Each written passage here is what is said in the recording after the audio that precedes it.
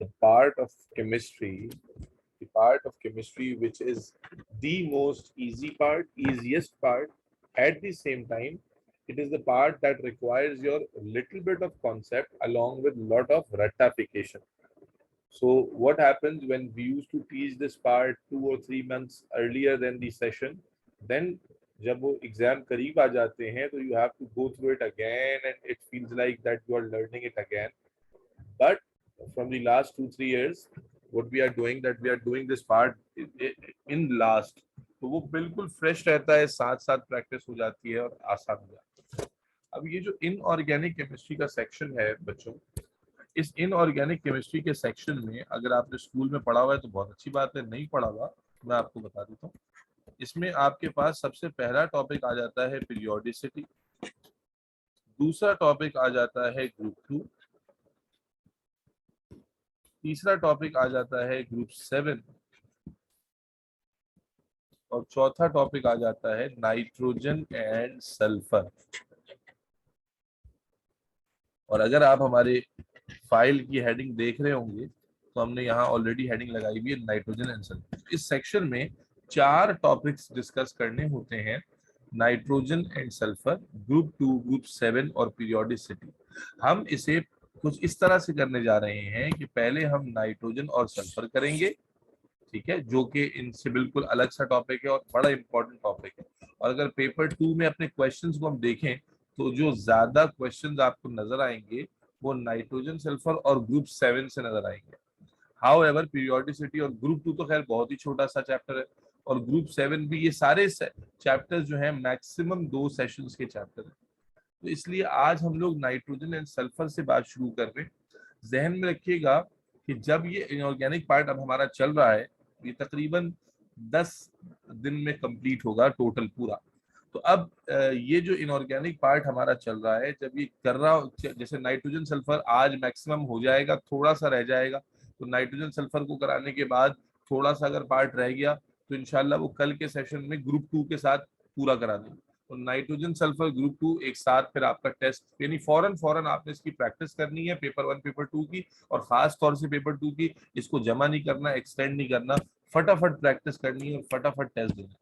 More over आप लोगों का जो फिजिकल केमिस्ट्री का पार्ट है उसके भी अब टॉपिक, क्योंकि ऑर्गेनिक का तो आपने दे दिया, लेकिन फिजिकल केमिस्ट्री के जो टॉपिक्स हैं अब एक एक दो दो करके आपको उनके टेस्ट भी देने हैं. और वो टाइम टेबल भी आपको शाम तक ग्रुप पर नजर आ जाएगा कि पहले कौन से टॉपिक होंगे, फिर कौन से टॉपिक होंगे, और जो भी टॉपिक होने वाला होगा टेस्ट में फिजिकल का, उसका लेक्चर यूट्यूब पर जो आपकी क्लासेस हुई थी वो अपलोड कर दी जाएंगी, ताकि अगर किसी ने रिविजन करना है तो वो रिवीजन पहले से करें. तो अब हमारा तरीकेकार ये रहेगा कि नाइट्रोजन सल्फर आज हम कर रहे हैं, मैक्सिमम अल्लाह ने चाहा तो आज हो जाएगा. उसके बाद फिर सल्फर का थोड़ा सा पार्ट रह जाएगा, या सल्फर वैसे भी छोटा है, नाइट्रोजन ही बड़ा पार्ट है, तो नाइट्रोजन अल्लाह ने चाहा तो पूरा कर लेंगे, अल्लाह ने चाहा तो. और फिर ग्रुप 2 के साथ इसे कल पूरा कर देंगे, तो 2 टॉपिक तो 2 दिन में ही खत्म हो जाएंगे. And then you will be having a break of Sunday and Monday, and Tuesday को आपका ग्रुप 2 और नाइट्रोजन सल्फर का टेस्ट होगा. अच्छा, ये चैप्टर इतना आसान है कि अगर आप मेरे साथ अभी नोट्स में दिखाऊंगा, नोट्स आपके पास मौजूद भी हैं, तो अगर आपने पूरा पढ़ा हो ना, तो that this is the only section जहां पर अगर आपने पढ़ा हुआ है ना तो स्ट्रेट अवे आपसे आंसर हो जाएगा. यानी इसमें कुछ ज्यादा लॉजिक वॉजिक का इस्तेमाल नहीं होता, जो सर पढ़ा रहे हैं बस वो आना चाहिए, बस वो याद होना चाहिए. जी सब आज काशिफ बोले. सर ट्यूसडे को तो आपने बायो का टेस्ट रखा हुआ है, सैटरडे को रखा हुआ है वेंसडे नेक्स्ट को कर नाइट्रोजन लेंगे. सल्फर. अच्छा, नाइट्रोजन सल्फर अनाउंस हो गया.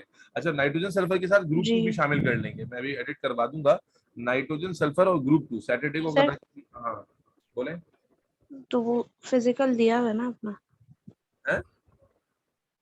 फिजिकल का टेस्ट अनाउंस हुआ हुआ है ना सैटरडे के साथ. क्या टॉपिक है बताओ जरा मुझे. Nitrogen redox and rate sulphur. of reaction.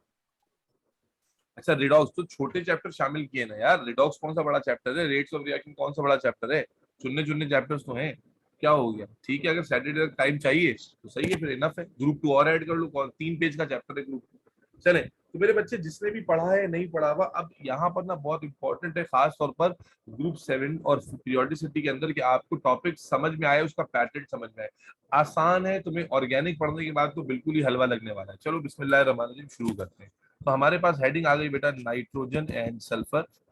और अगेन आपका इनपुट चाहिए, मैं नोट्स में से डायरेक्ट डायग्राम्स और डिस्कशंस भी यहाँ पर आपको साथ साथ नोट करवाता रहूंगा, ताकि चूंकि थ्योरी बेस्ड सेक्शन है तो यहाँ थ्योरी की बड़ी इंपॉर्टेंस है। जैसा कि चैप्टर के नाम से ही वाजे हो रहा है कि इस चैप्टर में दो चीजों की बात होगी, नाइट्रोजन और सल्फर। पहले बात शुरू होगी नाइट्रोजन की। आप अच्छे से जानते हैं कि नाइट्रोजन जो होता है बच्चों, वो N2 की फॉर्म में एग्जिस्ट करता है और एयर के अंदर सबसे ज्यादा क्वांटिटी में ये मौजूद होता है, ऑलमोस्ट 78% क्वांटिटी, 78% जो है ना वो कॉम्पोजिशन ऑफ एयर नाइट्रोजन पर होती है। और नाइट्रोजन सिंगल एटम की फॉर्म में एग्जिस्ट नहीं करता, बल्कि बच्चों डाई एटॉमिक फॉर्म में एग्जिस्ट करता है। Do you all agree? Muaz Khan, Aman? Yes sir. और इस Yes, नाइट्रोजन sir. का जो बॉन्ड है ना, उसमें क्या गेम है कि नाइट्रोजन में जो N2 है, ये N और N ट्रिपल कोवेलेंट बॉन्ड से बॉन्ड हुए हैं और ये इंतहाई मजबूत बॉन्ड होता है, स्ट्रॉन्ग कोवेलेंट बॉन्ड होता है, स्ट्रॉन्ग कोवेलेंट बॉन्ड होता है। और इसे तोड़ने के लिए तकरीबन 944 किलो जूल पर मोल, यानी बहुत ज्यादा एनर्जी चाहिए होती है। तो बेटा नाइट्रोजन के टॉपिक में सबसे पहला कॉन्सेप्ट जो तुम और मैं मिलकर डिस्कस करेंगे वो है लैक ऑफ रिएक्टिविटी। ये मैं टॉपिक बाय टॉपिक ब्रेक करूंगा, नोट्स में भी ऐसे ही दिया हुआ है, लैक ऑफ रिएक्टिविटी और स्टेबिलिटी ऑफ नाइट्रोजन। नाइट्रोजन और सल्फर में पहली बार मेरे साथ याद हो जाएगा, पिछली दफा तो मैं करा रहा था, बच्चे साथ साथ उसी रात प्रैक्टिस करके वेरी नेक्स्ट डे टेस्ट दे रहे थे। तो खैर इतना तो मैं आपसे एक्सपेक्ट नहीं करूंगा, लेकिन अगर आप कहें कि नहीं सर हम भी उनसे कम नहीं है, हम आज ही करेंगे और आज ही प्रैक्टिस करके कल आपको टेस्ट देते, तो मुझे तो खुशी ही होगी। सो लैक ऑफ रिएक्टिविटी या स्टेबिलिटी ऑफ नाइट्रोजन, पहला पार्ट आप अच्छे से जानते हैं कि एयर का सबसे मेजर हिस्सा अल्लाह ताला ने नाइट्रोजन को बनाया है। और अभी मैंने बताया कि नाइट्रोजन के इस मॉलिक्यूल के अंदर two nitrogen atoms are bonded with a triple covalent bond which requires very high value of energy to break.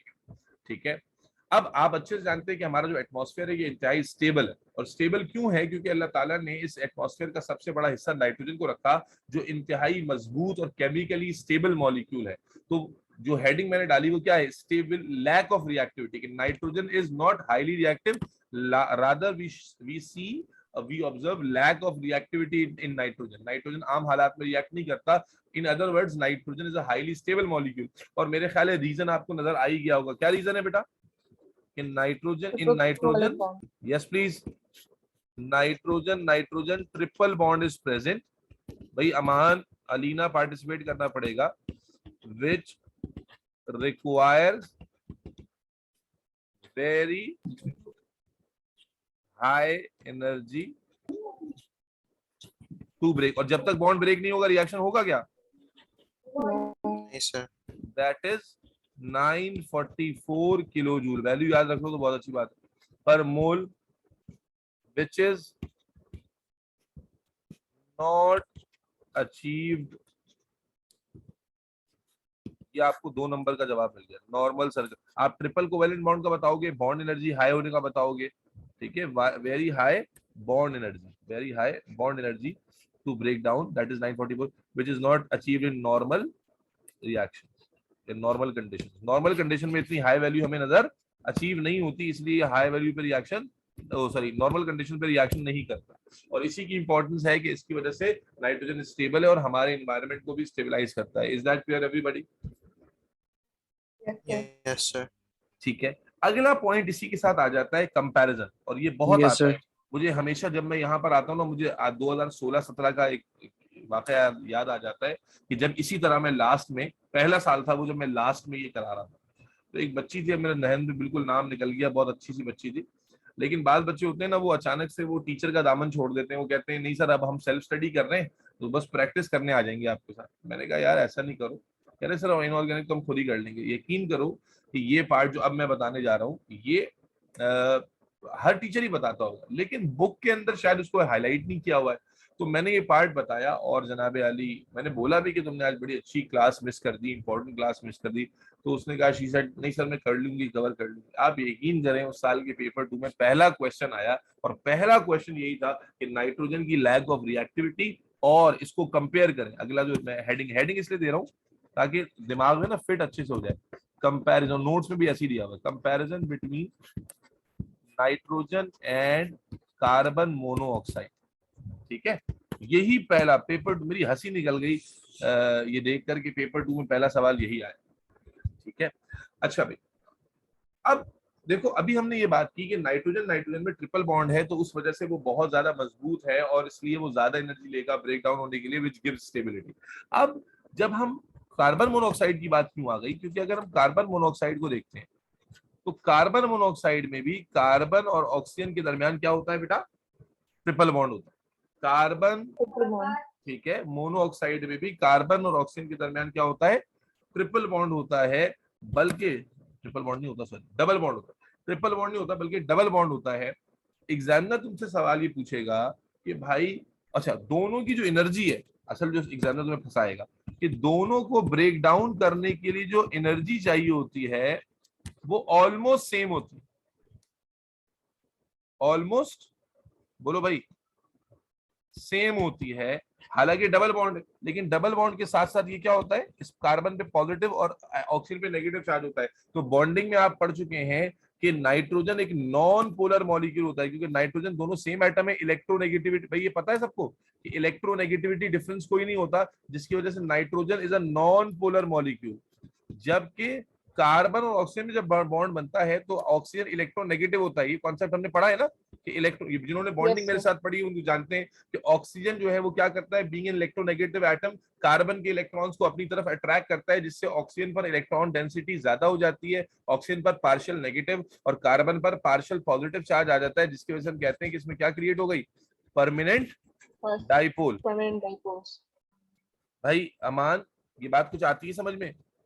Alina, Muaz, Sabahat, ji sir. Nitrogen में दोनों सेम नाइट्रोजन है, इलेक्ट्रोनेगेटिविटी का खींचातानी है नहीं। नाइट्रोजन तुमने बॉन्डिंग तो अलीना तुमने पढ़ा है ना हमारे साथ, जबकि कार्बन ऑक्सीजन में ऑक्सीजन इज मोर इलेक्ट्रोनेगेटिव, तो it pulls electrons of carbon, जिसकी वजह से अनइक्वालिटी क्रिएट होती है इलेक्ट्रॉन डेंसिटी में।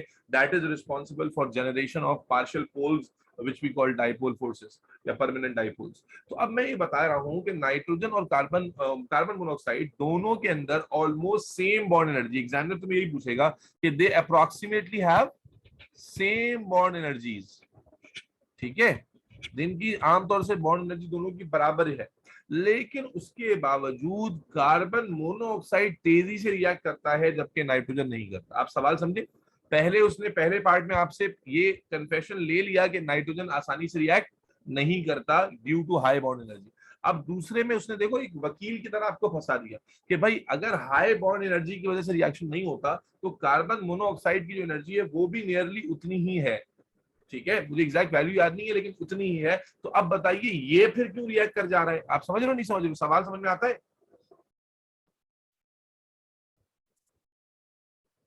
ये सवाल क्वेश्चन सबको समझ में आता है?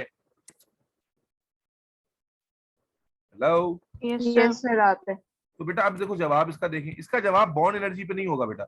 हम कैसे देंगे? Carbon monoxide in carbon monoxide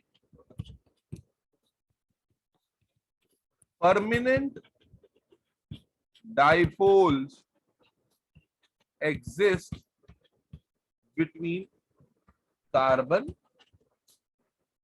and oxygen atom. अच्छा, परमानेंट डाइपोल से क्या हुआ? पॉजिटिव और नेगेटिव आ गया। अब जब पॉजिटिव और नेगेटिव आ गया, therefore they are more prone और easily attacked by other nucleophile और इलेक्ट्रोफाइल। भाई ऑर्गेनिक अभी हम पढ़ कर आए हैं, मुझे बताओ जब कार्बन और ऑक्सीजन पे पॉजिटिव और नेगेटिव चार्ज है तो क्या अगर इनको रिएक्ट कराया जाएगा किसी भी नेगेटिव या पॉजिटिव से तो नेगेटिव या पॉजिटिव इनके ऊपर रेडिली अटैक करेगा? यस और नो? Yes sir. क्या नाइट्रोजन में ये चीज हमें नजर आएगी? नो नहीं नजर आएगी। नाइट्रोजन में क्यों नहीं नजर आएगी? तो बेटा यहां समझना कि जो reason carbon stability of nitrogen का था वो उसमें तुमने नॉन पोलर पोलर का जिक्र नहीं करना, वहां तुमने बॉन्ड एनर्जी का जिक्र करना है। लेकिन जब उसने कंपेयर किया, यही बच्चे गलती करते हैं कि वो एक रीजन रट्टा लगा के जाते हैं और दूसरे का आंसर भी वो लिख देते हैं। लेकिन जब वो तुम्हें नाइट्रोजन और कार्बन मोनोऑक्साइड का कंपेयर करेगा तो यहाँ तो तुम बॉन्ड एनर्जी पर बात ही नहीं कर सकते। एग्जामिनर ये भी चालाकी कर सकता है, compare the reactivities between nitrogen और कार्बन मोनोऑक्साइड। तो अब वहां पर अगर एक बच्चे को नहीं पता तो वो कहेगा शायद कि जो है ना एक की बॉन्ड एनर्जी ज्यादा है, एक की बॉन्ड एनर्जी कम। नहीं, मैंने क्या बताया, दोनों की बॉन्ड एनर्जी ऑलमोस्ट इक्वल होती है। यहाँ पर जो रिएक्टिविटी का डिफरेंस आ रहा है, बावजूद इसके कि कार्बन मोनोऑक्साइड की बॉन्ड एनर्जी ज्यादा है, लेकिन due to presence of permanent dipoles it is more prone और इजीली अटैक्ड बाय न्यूक्लियोफाइल और इलेक्ट्रोफाइल। यानी इनके सराउंडिंग में जो दूसरी पॉजिटिव या नेगेटिव स्पीशीज होती हैं, ये आसानी से इनके ऊपर अटैक कर लेती हैं। हाउएवर नाइट्रोजन के केस में क्या होगा, it's a non polar molecule. जब ये नॉन पोलर है, कोई चार्ज नहीं है इसके ऊपर, तो it will not be able to attract other nucleophiles और electrophiles. Am I absolutely clear to all of you? तो मैंने यहाँ पर तुम्हें क्या बताया, नाइट्रोजन सल्फर का चैप्टर हमने स्टार्ट किया। नाइट्रोजन जो कि एयर का मेजर कंपोनेंट है, ट्रिपल कोवेलेंट बॉन्डेड मॉलिक्यूल है, इन्वायरमेंट को स्टेबलाइज करता है। और स्टेबिलिटी से रीजन आ गया लैक ऑफ रिएक्टिविटी। एग्जामिनर किसी भी तरह पूछ सकता है। वहां तुमने बताया इसका ट्रिपल कोवेलेंट बॉन्ड, इसकी हाई बॉन्ड एनर्जी। अगर बॉन्ड एनर्जी का टर्म नहीं लिखा मार्क नहीं मिलेंगे। बॉन्ड एनर्जी हाई होना, वैल्यू याद हो तो बहुत ही अच्छा है, सोने पे सुहागा। तो नॉर्मली ये वैल्यू अचीव करना बहुत मुश्किल है, इसलिए नॉर्मली नाइट्रोजन हवा में रिएक्ट नहीं करता। जबकि दूसरा जो सवाल आया वो आया comparison between nitrogen and carbon monoxide. ऐसा कार्बन मोनोऑक्साइड के अलावा ना इसका एक दफा कंपैरिजन साइनाइड से भी आ चुका है। तो साइनाइड में भी क्या होता है, कार्बन और ट्रिपल बॉन्ड होता है नाइट्रोजन के साथ। लेकिन साइनाइड में भी यही होता है कि नाइट्रोजन क्या होता है, इलेक्ट्रोनेगेटिव, और कार्बन क्या होता है, इलेक्ट्रोपॉजिटिव। तो कार्बन मोनो और साइनाइड पर बेटा सेम ही कॉन्सेप्ट अप्लाई होगा। बात समझ में आ रही? अगर तुम्हें कंपेयर करने को कह दिया जाता, यानी बजाय कार्बन मोनोऑक्साइड के बच्चों क्या आ जाता, मुआज क्या आ जाता बेटा, कि नाइट्रोजन को कार्बन साइनाइड। तो साइनाइड में भी तुम क्या करते, दोनों में ट्रिपल कोवेलेंट बॉन्ड। एग्जामिनर कहता है दोनों में ट्रिपल कोवेलेंट बॉन्ड है, लेकिन साइनाइड जो है वो जल्दी रिएक्ट करता है, नाइट्रोजन नहीं करता। तो अगेन अमान रीजन किसके ऊपर आ जाता, पोलैरिटी पर आ जाता, परमानेंट डाइपोल पर आ जाता, हाँ या ना? Yes sir. और इसके अलावा भी अगर कोई केस है, ये तो दो वो हैं जो एग्जाम में आ चुके हैं, अगर इसके अलावा भी कुछ आ जाए नाइट्रोजन से कंपेयर करने के लिए, तो देखना पड़ेगा कि भाई उनमें देखो ऐसा हो सकता है कि एक में ट्रिपल कोवेलेंट बॉन्ड हो, एक में सिंगल हो, तो आप कहते हैं इसमें ट्रिपल कोवेलेंट बॉन्ड है, इसकी बॉन्ड एनर्जी ज्यादा होगी। लेकिन अगर दोनों में ट्रिपल कोवेलेंट बॉन्ड है या दोनों की बॉन्ड एनर्जी ज्यादा है, तो फिर एक ज्यादा तेज क्यों रिएक्ट कर रहा है? तो वहां मैंने आपको बता दिया कि that is due to polarity. जो चार्ज आया हुआ है ना कार्बन मोनोऑक्साइड में कार्बन ऑक्सीजन पर, या साइनाइड ग्रुप में कार्बन और नाइट्रोजन पर, जो परमानेंट डाइपोल क्रिएट हो गई है, उस परमानेंट डाइपोल की वजह से इलेक्ट्रोफाइल्स और nucleophiles are much easily attack on these atoms rather than nitrogen which is non polar. ठीक है, तो इन कार्बन मोनोऑक्साइड, या अगर साइनाइड के लिए आएगा तो साइनाइड के लिए भी यही लिखते, in carbon monoxide permanent dipoles exist between carbon and oxygen atom, therefore they are prone or easily attacked by other nucleophile or electrophile, whereas nitrogen is non-polar and does not attract nucleophile or electrophile. Is that clear with you?